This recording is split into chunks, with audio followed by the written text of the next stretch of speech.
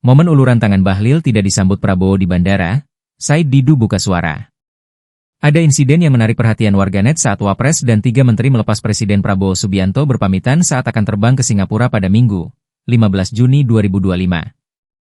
Momen tersebut cukup mencengangkan karena Presiden Prabowo melontarkan kata-kata alih-alih menyambut uluran tangan Menteri Energi dan Sumber Daya Mineral, ESDM, Bahlil Lahadalia. Tidak diketahui apa yang diucapkan Presiden kala itu. Namun netizen menduga Prabowo enggan menyambut jabatan tangan Bahlil karena suatu sebab. Dugaan tersebut berkembang karena Presiden Prabowo memberikan perlakuan berbeda kepada Wapres dan 2 menteri lainnya. Insiden itu berawal saat para pejabat menyempatkan hormat dan bersalaman dengan Presiden Prabowo seperti kebiasaan selama ini.